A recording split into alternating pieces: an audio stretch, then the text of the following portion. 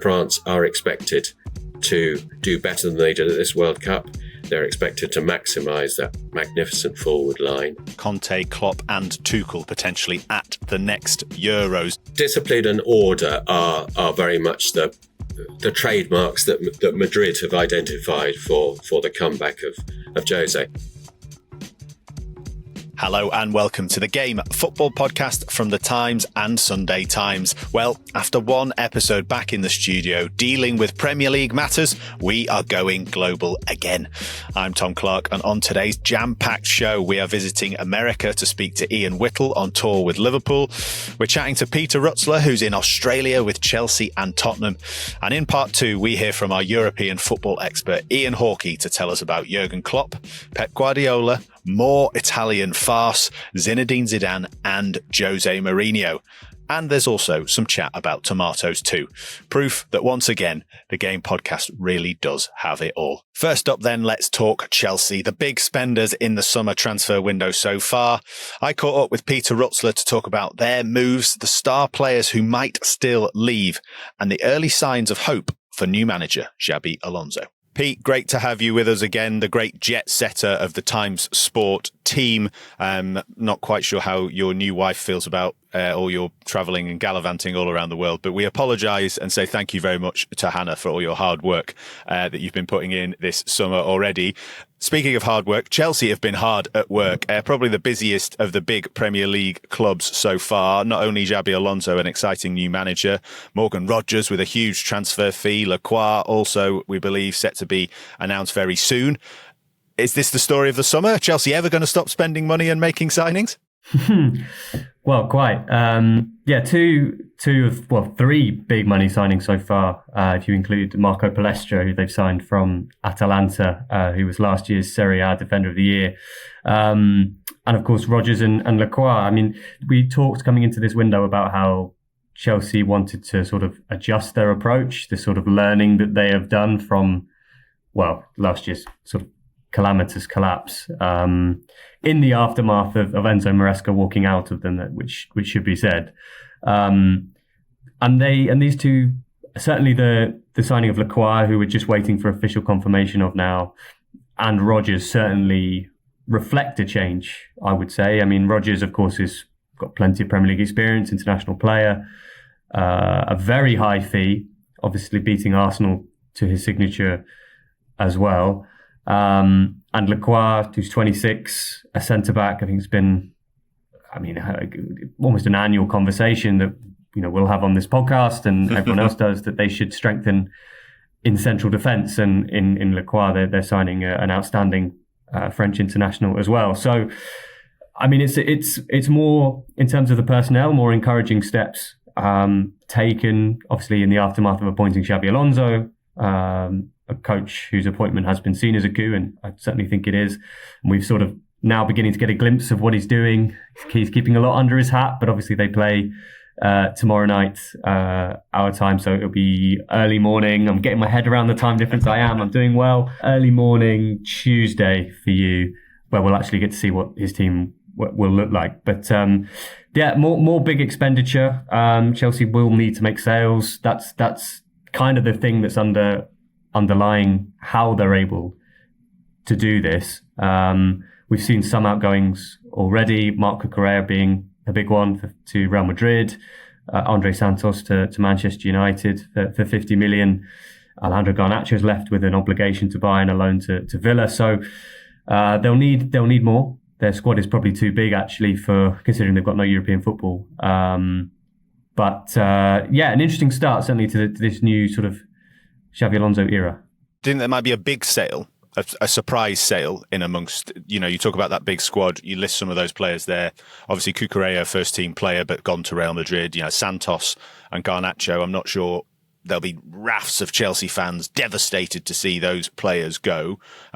Is there a big sale on the cards? Or will it be kind of the peripheral squad players that they'll try and get, these kind of 30, 40, 50 million pound fees for? Well, they've got a few to move on. Axel Disasi, who spent a bit of last season on loan at West Ham, did pretty well, which will help his valuation. Benoit Badiashile is another. They've got 10 central defenders again on the books once Clarke signs, so they have to bring that number down.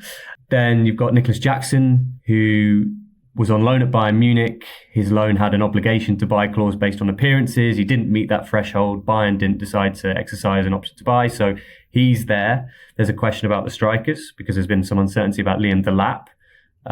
Emmanuel Omega's been signed on a pre-agreement from Strasbourg, so Alonso's got a decision to make on his strikers. Jackson's not here on this pre-season tour yet. He's still on holiday after the World Cup. So there is a list. I mean, Philip Jorgensen, the keeper's another who I believe wants to look at his options and potentially leave the club. So, but none of those you'd say are like big surprises. Ones that could happen. We've reported that Manchester City have held an interest in Malo Gusto. Chelsea value him at around £75 million, which is a lot. It'd be interesting to see if that would be met, but that presents a possibility. Enzo Fernandez has obviously been an ongoing story, considering his personal desire really to join Real Madrid, which was then shut down by the Spanish giants themselves in that public statement during the World Cup, saying that they weren't interested and weren't going to bid. Now you can never rule anything out, to be honest. Even with public statements like this, we've talked about this as recently as yesterday with other transfer stories, just showing we've got to be definitive on these things. It's hard to be definitive sometimes, Tom. You're reporting what you're told and what the information you have to hand. But Chelsea's valuation of him is about 120 million. Again, will they get that met? I'm not sure, but you would expect, and they do need to make some more sales. Maybe Pedro Neto is another one who's been reportedly had interest. We've seen how inflated the winger market is all of a sudden. I mean, some extraordinary numbers flying around in that area. So those probably would be the ones I would throw into the mixers. Oh, could they maybe go beyond the general backlog that still has to be cleared and is quite a necessity. I mean, we spoke to Xabi Alonso today, his first press conference out here in Australia, where we were asking, how big do you want your squad to be? And he's as he has been in at his unveiling and it has been now, he's been quite guarded about how he wants his team to play, what it's going to look like, and the size of his squad. And he was here, but he did also say, look, we want a squad that's going to be competitive, that we can negate those unexpected, unforeseen things like injuries and so forth. So, that'll be very interesting to follow to see how it works, because Chelsea aren't in the Champions League. That's really going to impact their income. Last year they sold £300 million worth of players, which basically offset all of their incomings. They will certainly need to be thinking of getting close to doing that again this summer, not least because they're still under a settlement agreement with UEFA after breaching their rules previously. Chelsea, the big sale machine, continues. Absolutely fascinating. Malo Gusto, £75 million. What a world we live in, Pete. You mentioned Alonso a couple of times there. Throughout the World Cup, I was asking you guys, what's the mood in the camp like? So I think that's probably a good way of framing this in terms of Alonso and what you've seen from these kind of early interactions with him, if you like, or just watching him. Do you see a difference between him and Maresca? Do you see a difference between him and previous Chelsea managers that you've witnessed? Does it look like a big name manager? What have you seen from him in the early exchanges? Well, we had an open training session at Allianz Park here in Sydney yesterday. Had about 5,000 fans there. It's as with most open training sessions, you're not watching their tactical setup for the game. You're watching warm-up drills, shooting drills, possession drills. But there are a couple of interesting things. I mean, particularly about Alonso himself. He's incredibly hands-on. It was something that was mentioned to me before coming out here on the tour that, this is going to be different for the players because he's involved. And he was involved in the session that we saw. It wasn't a session that he was leading. It was his assistant, Cameron Forte Lopez, who was basically taking the session. But Alonso was basically assisting it, working with the players on some very basic drills, working with them in the shooting drills.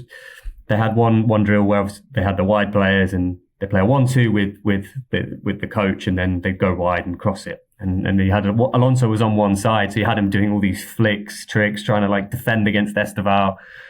And we asked him about that today. Just do you like being involved? And he says, yeah, I like to feel it and touch it, and as long as I can still do it, then I'm gonna keep being involved. So that I think is quite new. I think that is quite different. Levi Colwill was speaking today, and he had a very difficult year last year with an ACL injury that kept him out, and that was obviously incredibly frustrating. So he spoke about that, but asked about Alonso, and he says he's just pinging balls randomly, and they're always perfect. So I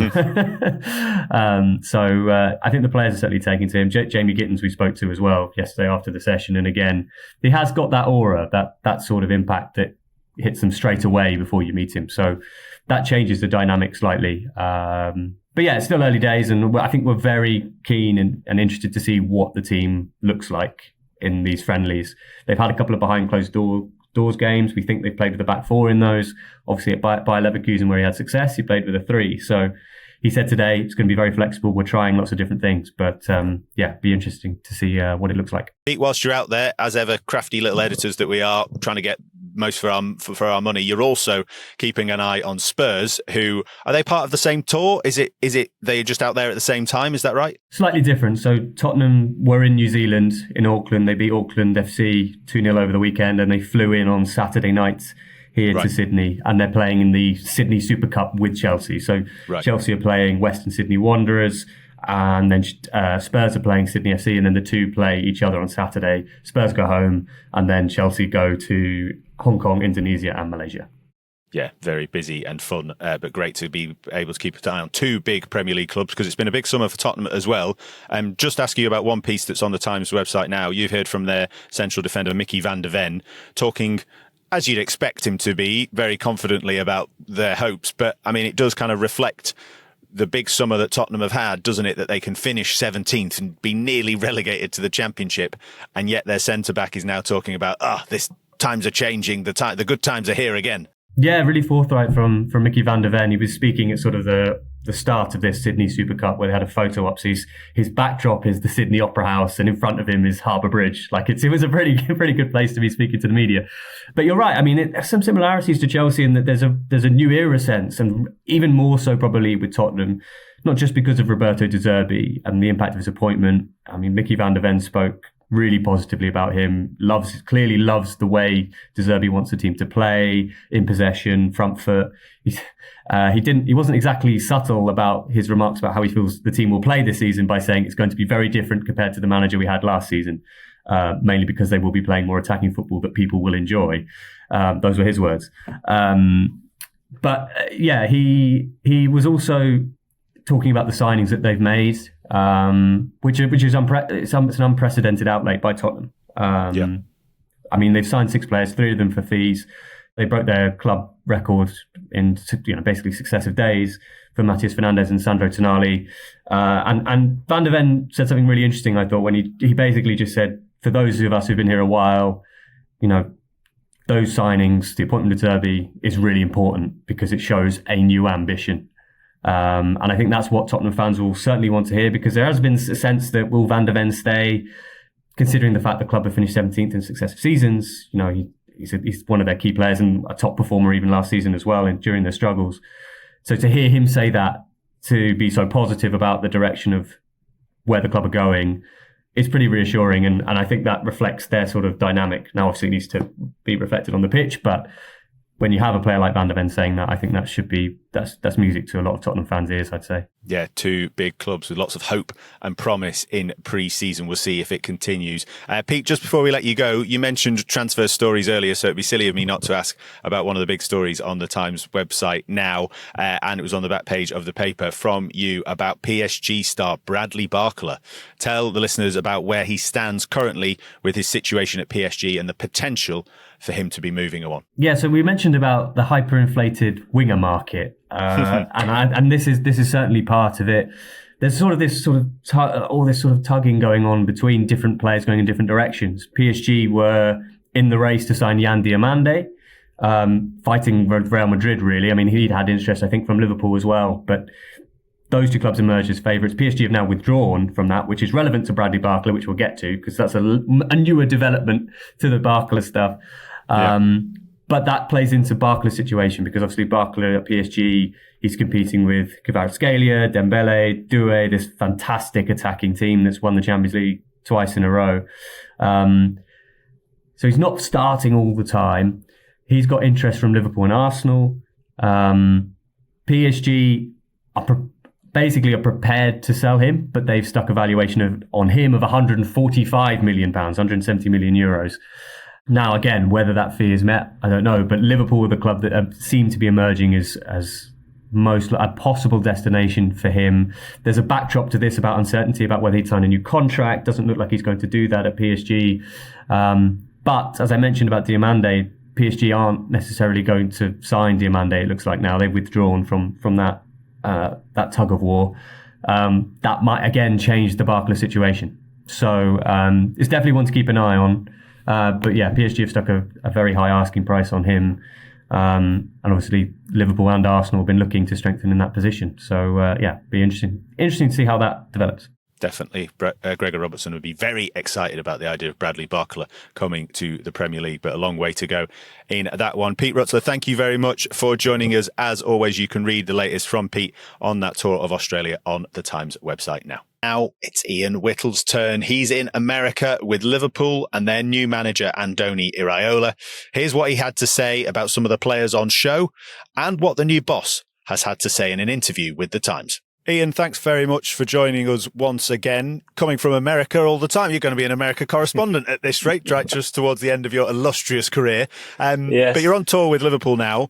You've just witnessed the first game of Andoni Iraola's tenure. Now, obviously, it's a friendly, nothing to get too carried away about, and he's missing many, many star names, obviously, post-World Cup. But what did we take from this game? What did you see out there? There was a bit of bad news with an injury to a defender, but also a few little returning stars and young players out there as well. Yeah, it was interesting, and I'm sure he would say it was, well, he did say it was very worthwhile. You're quite right in your preface. This is really the phoniest of phony wars this time of year, especially in a major tournament year where some of these players won't be playing when the Premier League season starts. Some of the players who were involved in the World Cup final, for example, Iraola pretty much said the other day that Munoz, his new signing, the Spanish striker, and Alexis McAllister, who obviously were involved in the final, probably won't start the Premier League season. So the squads that both teams, to be fair to them, put out yesterday will bear little resemblance to what kicks off in mid-August. But to your point, there were a lot of little cameos, a lot of little sort of interesting returns and interesting performances that I'm sure will have given him food for thought. As he said, there's a lot of the first team players he's not met yet. Yeah. So every moment he gets sort of time with the squad in a game like this is going to be super worthwhile for him, even if it's not a great one for neutrals and the purists, you know. Yeah. In terms of that injury I mentioned there, Joe Gomez, a player who struggled with injuries, kind of got a cult status amongst Liverpool fans. But in the wider scheme of things, this is a problem, isn't it, for Liverpool? They've signed a new player, Jeremy Jacquet, but he's not there, as I understand. Virgil van Dijk, obviously, heading towards the end of his career. This is a worry for Iraola early on, isn't it? Very much so. That was the headline which you mentioned in the first question, and that is very much the sort of big takeaway was Gomez went down after 7 minutes. Didn't seem to be anyone around him. Now, at this stage of the season, you could cheerfully say, well, of course he'll take him off. It's a meaningless game. Even if he's got, a flipping cracked toenail, he's going to take him off in case it worsens. But Iraola did seem concerned afterwards. We've had no word yet. We'll be expecting that, I would think, in the next 24 hours. Exactly what this injury is and how serious it might be. But to the broader point, yes, Virgil van Dijk, 35 years old, out of contract in a year, played more minutes than any other outfield player in Europe last season, coming off a World Cup.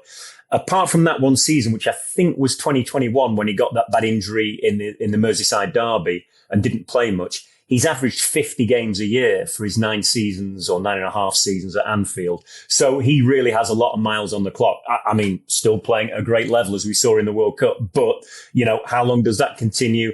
They've got the young teenager they signed last year, Leone, who played one game and got injured and is still not back. As you say, Jacquet's actually out here in the States, right, but wasn't considered fit enough yesterday. I think Iraola was saying he might play the last game, which is a week today in Chicago against Leeds, I believe. So, you're talking about 4 guys who on paper, that looks a good core of centre halves to go into a season with. But when you drill down and look at the injury problems and the histories, it's maybe a concern, yes. Yeah, interesting. One of many areas that potentially Liverpool might be looking to strengthen. You mentioned there this kind of squad this time of year. It does also mean it's a chance for fringe players and young players to make a case for themselves. Harvey Elliott back in and amongst it after some troubling times in his career. Rio Gamoa as well. Just tell some Liverpool fans about what you saw from some of those players in this game. Yeah, really interesting. I mean, for me, two of the most interesting were not kids. Were Harvey Elliott, who you've just mentioned, and of course Federico Chiesa, who has started one league game in each of the last two seasons. Yet, those of us with slightly longer memories will remember it was the 2020 Euros, which took place in 2021, as we remember. He was named in the team of the tournament. So he had an absolutely outstanding Euros not that long, 5 years ago. Yeah. So, he still has some untapped potential, undoubtedly. He didn't fit into Arne Slot's plans, obviously. Will a new manager make a difference? He played yesterday, but again, that doesn't mean a lot. Harvey Elliott, you've already said, this could have been a huge season, the one just gone for Harvey Elliott. He was coming off it and looking like he had a chance to stake a claim in the World Cup squad. And of course, didn't get anywhere near it, didn't even get regular first team football anywhere. So those two were interesting. Kieran Morrison was quite impressive yesterday. You mentioned Rio, who's had a great summer, of course, made his England debut in that friendly against New Zealand. So I think Iraola strikes me as the sort of manager who will like Rio and try and get the best out of him. I think there's a few players in that category at Liverpool. I think Iraola will really sort of take to, and the players in turn will take to him, I suspect. Yeah, we'll talk about Iraola in just a second, but obviously Liverpool beating Sunderland in this one. You're out there following Liverpool, but just for any Sunderland fans that are listening, any big takeaways other than that shocking bright pink kit? I can't decide whether it's inspired or disastrous, but maybe that's the big takeaway. We had exactly that conversation in the press box, and we came down on the side eventually of inspired. It helped that at one stage, all the advertising hoardings actually were advertising the kit and were in that same colour pink. So it was quite a sort of sensory overload at one stage. I really like Regis Lebris. I know Sunderland fans sort of had a downer on him for a spell last season, and then he sort of responded brilliantly by taking them into Europe for the first time in 52 years or whatever it was. They looked really solid in the first half. He said himself after the game, he said, first half at 1-1, I was really happy. Like, everyone did what they were meant to do. Again, they've got some key players missing, the most key of which is the captain, Granit Xhaka, of course. I spoke to him after the game about that. Obviously, there was some Chelsea interest a couple of weeks ago. And as far as Lebris is concerned, absolutely no question of him leaving. He's there. He's a big part of the future of Sunderland. Yeah, they look solid. A couple of guys to come back. There was no problem with them. Lefay looks quite an interesting striker. He scored one of the goals. I'd be interested to see what he can come up with this season. Yeah, good news on Granit Xhaka for any Sunderland fans there. You mentioned Iraola a couple of times. You had the pleasure of speaking to him last week. It was on the Times website and on the back spread of the newspaper as well. Lots of interesting lines. I put one of them to Alison Rudd on last week's show, and she was quite encouraged by this very low-key, downplaying, we are the assistants to the players mantra. Is that how he comes across? Or, you're an experienced man, which you've seen a lot of these managers come and go. You've sat in a lot of press conferences. Is this a bit of game playing from Iraola, or is he straight down the line? I genuinely don't think it is. I think he's genuinely sort of uncomfortable talking about himself and being in the spotlight. I think I said in the piece I wrote, and correct me if I'm wrong with some of these timings, but it's only sort of 5 years ago we had Mourinho, Klopp and Guardiola, managers in the Premier League. And at that time, maybe Cristiano Ronaldo was playing at the time, but I would have said those three guys were the biggest personalities in English football, players or managers. Klopp, Guardiola, Mourinho in any given order sort of thing. We don't have any of those anymore. It does seem to be the era of the player, the player's coach. And he very, very much comes across in that way. A lot of sensible words. He genuinely seems, and he sort of put his hands up because I put that sort of Guardiola, Klopp point to him. And he said, look, when you've won as many things as they have, of course they're big personalities. Of course they get all the attention and the headlines, but I'm not like that. We are assistants to the players. They are the guys that matter. Iraola seems a very bright guy, and he does seem. We spoke also to Milos Kerkez at one stage, who obviously played for him at Bournemouth, and he's delighted to be having this reunion with him. And he says how he comes across. He says he's a real players coach, and I think Kerkez's prediction is players will enjoy playing for him, and I think the early vibes suggest that's the case. Really interesting. Plenty more to come from you and from Liverpool on this tour. What can listeners expect in the coming days and in the next week or so from Liverpool and from you on the Times website? We spoke with Milos Kerkez, really interesting interview. I don't think he's done much media since he arrived a year ago, and I think that interview will be appearing in a couple of days' time on the website. Liverpool then play on Wednesday at Yankee Stadium, one of the sort of hallowed baseball grounds in this country. They're playing Wrexham, which will be quite interesting. And as you'll all be aware and listeners will be aware, Wrexham have a phenomenal support in North America. So that will be interesting to see. And then they're back to Chicago. They've kind of been based at Chicago throughout and sort of flying in for games. We're back to Chicago then, and they wrap up the tour on Sunday against Leeds United at Soldier Field, the Chicago Bears' famous NFL stadium. So I think at some stage this week, a couple of the World Cup players are going to come back. As we discussed earlier, Xhaka may play in the last game. Other World Cup players, I think apart from the two who played in the final, who I mentioned earlier, the rest of the players are back in Liverpool starting their pre-season. So it's still going to be quite a light squad. There's still going to be some big players missing for the rest of this week. But as I say, I think Iraola is really looking forward to it. He made the point, as I made earlier, that there are some players in this squad he's not even spoken to yet. So all these days of training, he's had a couple of twice a day, 2-a-day training sessions. They're all very valuable at this time of year. Yeah, plenty more to come from Liverpool and plenty more to come from Ian Whittell on the Times website. Wits, thanks very much for joining us. You can hear from you again perhaps in the next week or so, and you can read Ian's latest dispatches from the Times website and in the print pages too. Wits, we'll speak to you very soon. Will do. Cheers. Thanks to Ian Whittell and Peter Rutzler for joining us from their respective pre-season tours. Make sure you check out their latest work on the Times website. Now, it's time for a quick break, but stick with us because in part 2, I'll be talking to Ian Hawkey about some big moves and big statements in European management. We'll be back just after this. Welcome back to the Game Football Podcast from the Times and Sunday Times. I'm Tom Clarke, and I'm delighted to say that for part 2 of today's show, I'm joined by our European football expert, Ian Hawkey. Ian, welcome back to the show. Very nice to be here, Tom. So great to have you, mainly because it lets me relive the World Cup all over again. We can party like the FIFA World Cup is still happening because we're speaking to you. We're going to be speaking about international matters in just a second, some big managerial changes at some big European nations with some huge names like Jürgen Klopp involved. But I wanted to start with a bit of fun just because I saw this story last week. And to be honest, Ian, this is the main reason you're on the show, okay? The best story post-World Cup. We had a lot of friction. We had a lot of fraught tension with Argentina.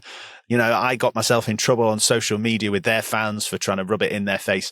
This, however, is the best story to come out of the World Cup final. Fabian Ruiz and Gavi both honoured after their World Cup triumph with their body weight in tomatoes. Absolutely fantastic. Tell us a little bit more about this story, assuming that you spotted it as well. Yeah, I mean, what a prize. What a prize. These two players both come from the same locale in Andalusia, not far from Seville, and the area is very proud of its produce, and particularly its tomatoes.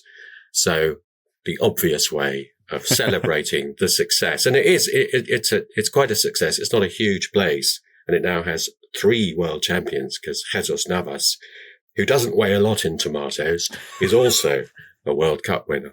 And he was actually present at this ceremony where the 2 local boys came home and were weighed and presented with their equivalent weight in excellent red, flavoursome tomatoes. Great. So you can confirm these tomatoes are a worthy prize for a World Cup winner. They represent the locale. I'm told they are particularly delicious, and they would be from there. They're beautifully grown without too many additives and so on, and they're particularly red. I haven't tasted any of Gavi or Fabian Ruiz's body weight, but yeah, I'm sure that they're absolutely delicious. And there's a bit of a tradition here. Spain is very proud of where people come from, and when there's success, there is a tradition of going back to your hometown. I mean, that's not uniquely Spanish. But, the representation of a place, particularly a rural place, is very much to do with food and, what the produce from there is. Yeah. You may remember in the 1980s, when John Aldridge, the Ireland striker, was playing for Real Sociedad, they won the league, and he was presented with his body weight in meat. I think it was beef. I think it was steak. Yes. So it's, it's not an original idea, but yeah, it's a quirky one. There's definitely a feature in this, Ian. I think regular listeners always enjoy it when I stumble upon an idea like this. I mean, we've got to send you down to try these tomatoes, haven't we? And hopefully get Fabian and Gavi along. 85 kilos, by the way, Fabian Ruiz, worth of tomatoes, 68.5 for Gabi. Absolutely fantastic. What a great story. Pure joy. Ian, what would you be winning in body weight? I think being from Salford, I think I'd be getting chips and mushy peas, but I was thinking actually I'd prefer a bag of crisps, because I think if, I'm quite a big bloke. If you end up with my body weight in crisps, I'd be having a fantastic time. Tom, I'm not sure if you'd have a choice. So think about, where you come from. What would you be presented with? I mean, what would be Lincolnshire's, proud? Oh, Lincolnshire would probably be plum bread. My dad would be listening to this going, plum bread. That might be actually quite light, actually not too bad. Anyway, we're veering dramatically off course from what was set to be and will be a really interesting chat. I can see producer Neil in the back of the studio rolling his eyes thinking, shut up, Tom, stop talking about plum bread and tomatoes, because we need to talk about international football managers. There's been some huge stories in the past week. We're going to talk about José Mourinho in a second. We're going to talk about Pep Guardiola, the Italy job as well. But let's start with Jürgen Klopp and Germany. Jürgen Klopp, the former Liverpool manager, of course, confirmed as the head coach of the national team at the end of last week, and starting his tenure with maybe one of the most punchy press conferences I've heard in a long, long time, Ian. Just for listeners who maybe didn't see the stories that we ran on the Times website, just tell them a little bit about what he said and perhaps why he said it. He was quite combative in some ways. He focused on, I guess the exposure that this job brings, which is possibly bigger exposure than either of his or any of his previous jobs, albeit that they were with very big clubs. And he sort of said to the media, you respect my privacy. Otherwise that will drive me away, which was, I getting the first blow in early, I suppose. There is a lot of positive vibes towards him at this stage because he's, I guess, possibly the best German coach in work at the moment. And it's quite a competitive field, but in terms of experience, trophies, etc., and the obvious capacity to galvanize teams, which is what Germany needs. It was a great Klopp press conference overall. There was the little bit of aggression, but there was also, some jokes, some Mr. Motivator stuff, which is what they're looking for primarily. And there was some, quite funny asides. And there was a sort of gravitas as well, respecting how big a job this is, how big a job this seems to him. Yeah, absolutely. He looks well as well, doesn't he? He looks like a bloke who's had a year out of football. I thought that at the World Cup when you saw him on the German television networks. I thought this guy looks like he's pumped and ready to get back into things, which you could tell from that press conference. Just thinking about his standing in the German game, is it as popular amongst German football fans as he is here? Because part of that punchy press conference, as you say, stems from him being in such a position of strength, I feel. This guy is probably one of the most popular, universally well-liked managers in the European game. I would argue even maybe more than Pep Guardiola, who sometimes suffers from the sneering of the eye rolling, Pep Guardiola again, Everyone seems to love Klopp. Do they love him in Germany? Yes, I think so. I mean, you can think of small reservations. Occasionally, there's a little bit of sniping that he's a bit too eager to take on commercial endorsements and things. But you could apply that to quite a lot of very successful football people. There is obviously a thing in his past when he was at Borussia Dortmund. He had to be a little bit anti-Bayern. It's a necessary part of being a Dortmund manager, particularly a successful Dortmund manager as he was, and sniping at Bayern occasionally. So I think there are probably some absolute die-hard Bayern fans who are skeptical about Klopp. But yeah, he's hugely admired and he's very charismatic. And of course he has a profile beyond the touchline because he has been very, very good on the media. And in fact, he was almost more famous as a media analyst when he was a young manager than he was as a young manager. So he's got all that. And I think there's a lot of benevolent thoughts towards Klopp in Germany. Yeah, interesting. What do you think about the task that he's got at hand? We saw them at the World Cup, slightly underwhelming after that big win in that opening game, admittedly against Curaçao. they've got lots of talented players in there. They've also got a couple of players who are perhaps towards the end of their time at international level. Is this going to be an easy job for him heading into the Euros? I sense maybe not.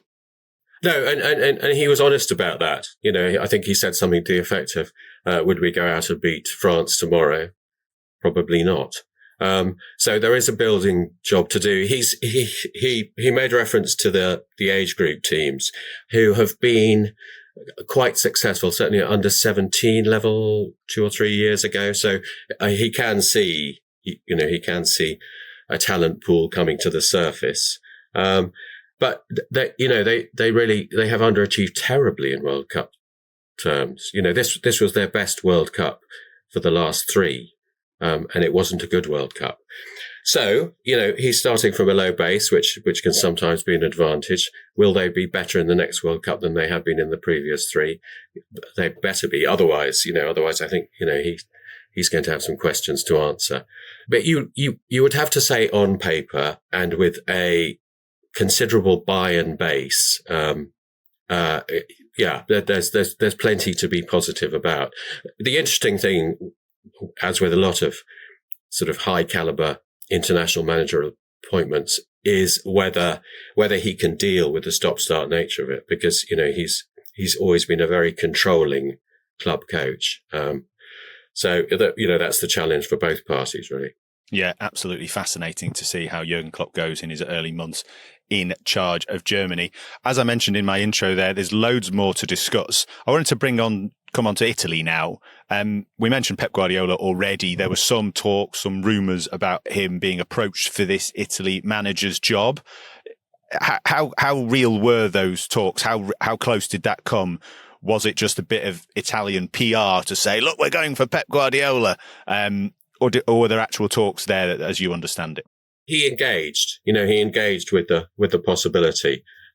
So that, you're right, was a feather in the cap, really, for the Italians. But it also showed that he was interested in listening, and I think that probably does speak to a wider thing that suddenly, and this is a little bit of a World Cup effect, international football looks like an attractive thing for really, really elite managers in a way that perhaps it hasn't done in the past. It may have something to do with where the likes of Klopp and Guardiola are in their careers, at their age. But yeah, it's something that is tempting a lot of very good managers, which all sort of at the same time as well, which is quite interesting. And I guess that is some reflection that this was a very, very appealing World Cup for all its flaws, and it made Jürgen Klopp very excited being there on site. And Pep Guardiola was prepared to consider an international job, which really, it's a very tough job, Italy, as several candidates are finding out. Yes, well, speaking of those several candidates, what's the stages, the process of this job now? Because it is, as you say, probably one of the biggest jobs in European football, maybe even world football. The great Italy have become a bit of a mocking point for all modern football fans. Think about the young kids who in the last 10 years have become obsessed with football. They think Italy are crap at at world football. So this is a huge job. Who's been linked? What are the talks at now? What's it looking like heading towards? It's turned really untidy really quickly. So, Guardiola made it clear that he wasn't a candidate, but clearly there had been some interest. And a week ago, Italy's recruitment operation looked quite slick. Paolo Maldini was very much involved. Guardiola was listening. They had, a list of reasonably impressive candidates. Post Guardiola, the favourite who emerged was Andrea Pirlo, who doesn't have a great club record as a manager, but is an icon nationally.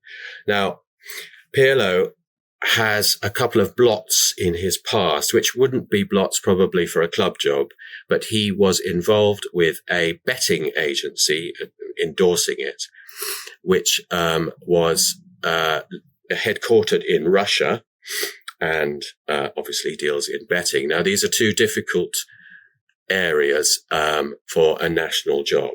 It's Putin's Russia, which is a country sanctioned by FIFA and UEFA, among other international organisations. And it's also betting, which Italy, more than perhaps a lot of other countries, is very sensitive about.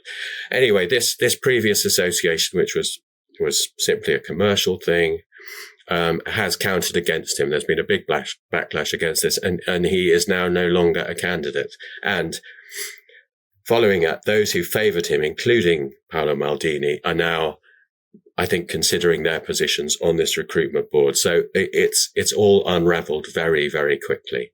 Oh, goodness me. I mean, honestly, these Italians, they can't get a win anywhere, can they? Can they get anything right? Well, Paolo Maldini, suave, good looking, one of the great defenders of our time. He's chatting to Pep Guardiola, and then a week later, he's thinking about quitting his job. Never mind that. Is there any candidates left in the frame, or are they going to end up circling back to Gennaro Gattuso or someone? Well, there are good Italian managers around. Antonio Conte is in need of a job. He's done it before. He did it pretty well before with a very, very ordinary Italy team. And he does have the backing of quite a lot of Serie A coaches who have their voice could be heard in this, but didn't seem to appeal to Maldini and Leonardo, who was part of the recruitment committee. But yes, I mean, you could do worse than Antonio Conte.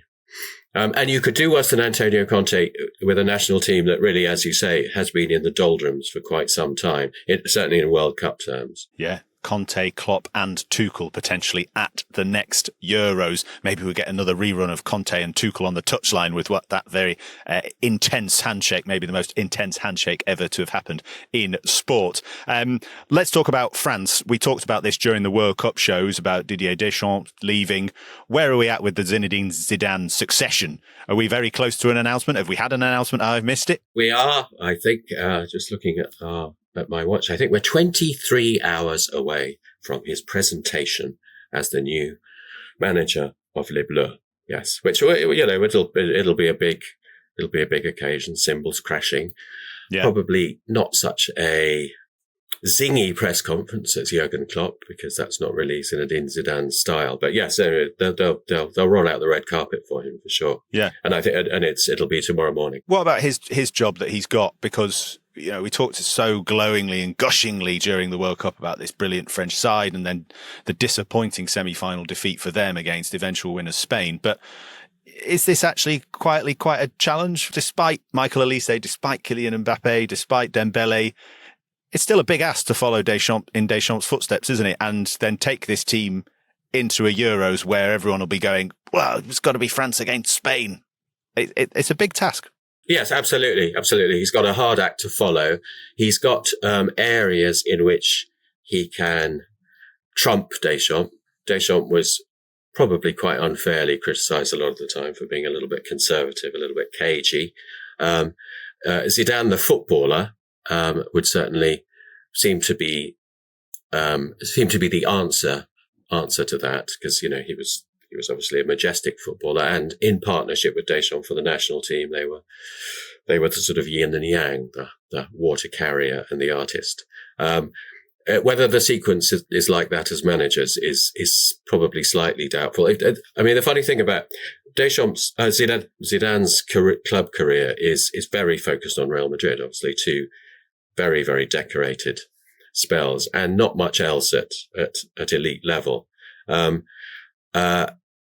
his Madrid weren't always actually the most watchable team. They were very successful, but there was quite a lot of stagnant football, a lot of set pieces, that sort of thing. So that was a criticism he endured there. But the trophies flowed so much that it didn't matter so much. It is a challenge, because France are expected to do better than they did at this World Cup. They're expected to maximise that magnificent forward line, and always to reflect the incredible talent pool that comes through that country consistently and has done, for 25 years. So he needs to maximise that and bring the best out of people and work effectively with a very, very powerful strident and brilliant captain in Kylian Mbappe. Yeah, absolutely. I'm very excited. I should let listeners in on the fact that Ian, every now and then, we'll be having chats about pieces, and I'll say, what's Zidane up to? And Ian Hawkey has been telling me for about 3 years now, he's waiting for the France job. So I'm very excited that in this week, we are going to have that moment. Ian Hawkey proved right, as often is the case. Let's finish with José Mourinho, because it is a fascinating strand of this story about these big name managers that you've got Pep Guardiola chatting to Italy. You've got Jürgen Klopp taking the Germany job, which actually Jose, he said that was his idea the whole time. He said, didn't he, way back when he started, I'll conquer the club game and then one day I'll go and manage Portugal. And instead, he finds himself with Real Madrid and a team full of Galacticos, basically. We're heading back to that era, aren't we? Yandy Amande, we believe, heading there to join. Who knows whether Vinicius will stay, but Mbappe's there, Jude Bellingham's there. And there's José Mourinho managing them all. Ian, you wrote a brilliant piece about basically this exact theme in the Times pages at the weekend and on the Times website. Just tell us a little bit about how Mourinho's ended up here in his early couple of weeks at Madrid. Yeah, you're quite right. There's a sort of sliding doors alternative here, isn't there? That José Mourinho, as he's often said he would, in his 60s, becomes Portugal manager. This would have been a perfect time because his club career has not been rising, let's be honest. And Portugal needed a new manager, and they chose a wise old sage to do it.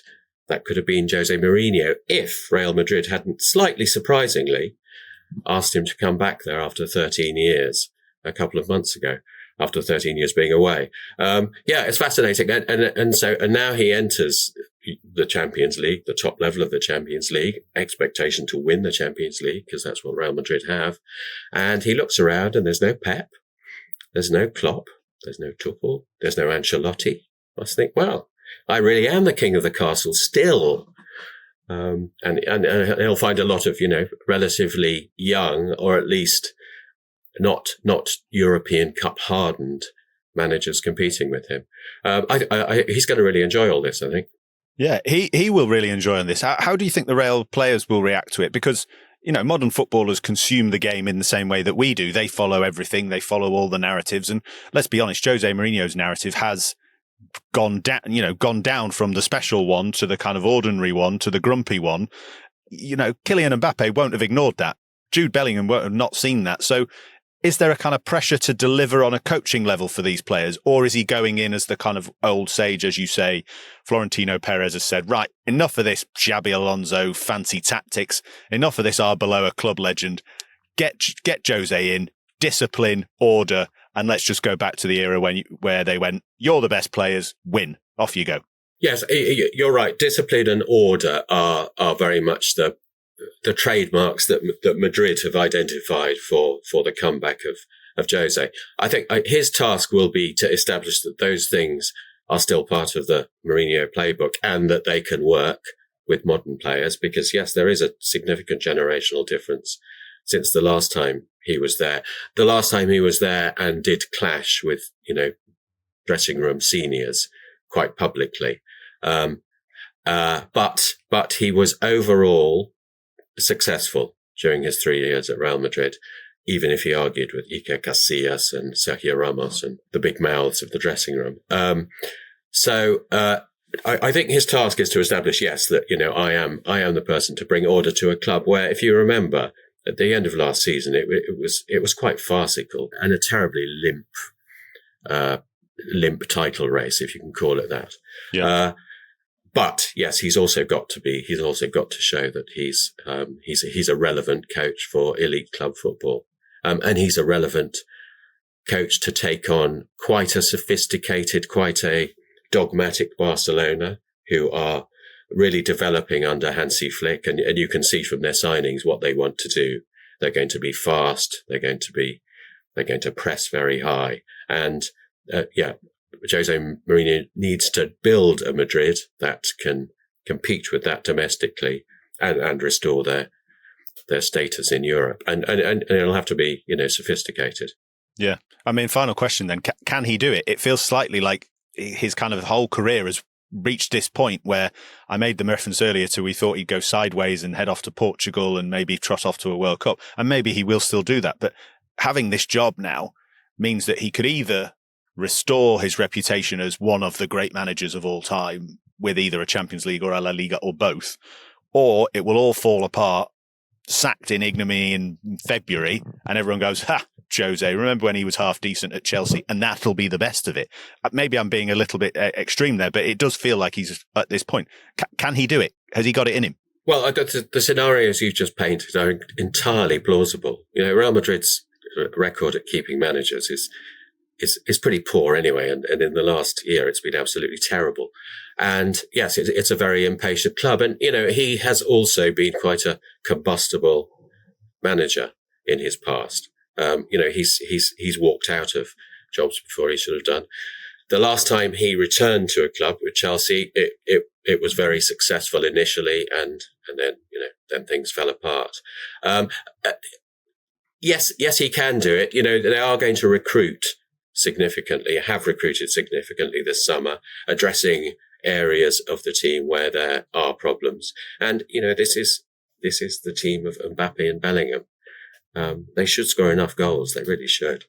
Yeah, you've always got a chance with those in the team. And I think already mentioned as well, Marc Cucurella and Jose Mourinho is a marriage made in absolute shockhousery heaven, isn't it? There'll be lots of rolling around and gamesmanship, I'm sure, at the Bernabeu next season. Can't wait, already excited. Ian Hawkey, thank you very much for joining me for part 2 of the show. Thank you also to Peter Rutzler and Ian Whittell for joining me in part 1. And as ever, thank you very much for listening to the Game Podcast. We'll be back with another episode on Thursday. We will see you then.